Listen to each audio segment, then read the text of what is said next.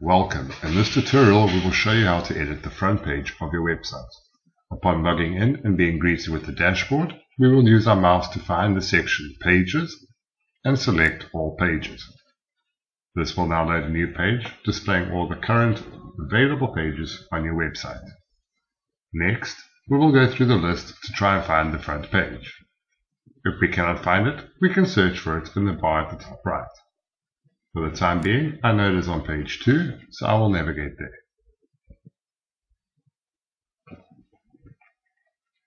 Scrolling down, you can see we have a page titled Menopause, Front Page, Elementor. Using the mouse cursor and hovering over it, we have additional options. We can edit, quick edit, trash, view, and edit with Elementor. Please note that we will select Edit with Elementor, as that is the page builder that we are using. The page will now load.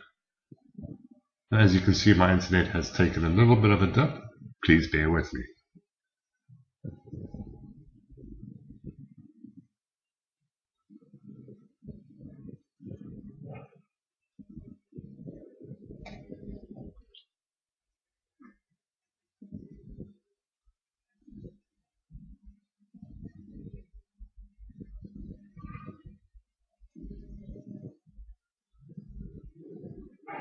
Please bear with me as my internet is still dipping.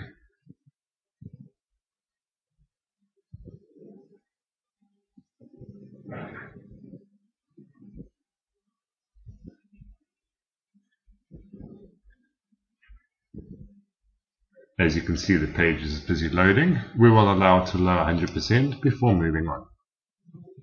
Now that the page is loaded, we will show you how to edit. In Elementor, we will be working with 3 main items. We will be working with a section, as seen here, a column, as seen there, and widgets, as seen here. Now, using our mouse cursor, we can navigate the front page, and while moving around, you will see blue light boxes appear over different sections. This highlights the section that you are going to be editing. Starting at the top, we will edit the first section. By selecting the 6 dots, you will see the left-hand side column will change. Here we have layout options, where we can change the stretching of the section, the content width, column gap, height, vertical alignment, and so forth. Moving on to the style section, we can edit the background. Here we can choose a background color or a background image. By selecting the image, a new window will appear. Here we are able to select an image from the media library, what is already loaded on the website, or we can upload a new image from our desktop. For the time being, I will close this and we'll move on. Next, we can change the position, attachment, repeat settings, and size of the background image.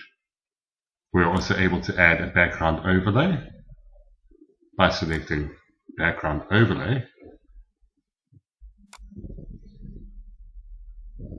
my apologies for the delay. Here you can see we are able to choose a color for the background. For the time being, I will copy that code. And you can see we can simply choose a color that we wish. And the changes are made live. I will now set that back to its default and move on. We can also change the transparency of the overlay, as well as add a border to the section, as well as a shape divider.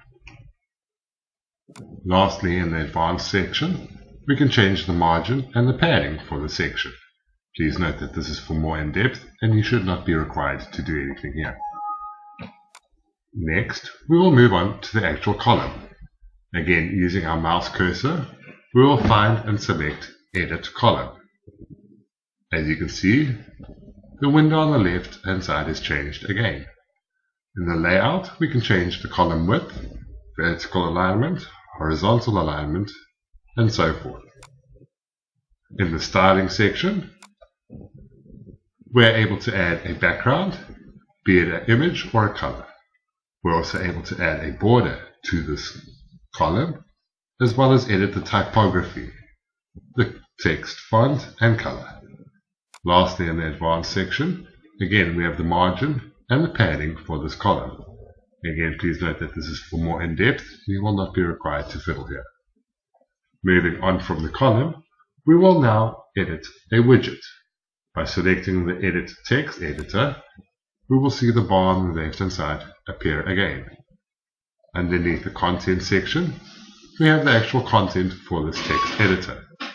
As you can see, we can simply add in more text if required, or remove text if there is an error. In the Styling section, we are able to choose the alignment, the text color, as you can see here, the typography, which will include the font, size, weight, and so forth of the font. Lastly, in the Advanced section, again, we have the options to fiddle with the margin and the padding. Please note that again, this is not required for you, as it is for more in-depth development. Lastly, I will show you how to edit a button.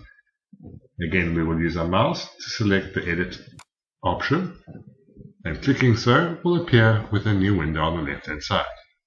Here we can change the type of the button, the text for the button, the link, alignment, size, and even add an icon. In the Styling section, we're able to change the typography as well as the text color, background color, and so forth. Lastly, in the Advanced tab, again we have the option to change the margin and the padding. As you can see, those are the three main sections of the front page. We will have our main section, we will have columns, as seen there, and then we will have our actual widgets inside of those columns. Using our mouse, we will find and select the widget we wish to edit, and we'll simply select Edit.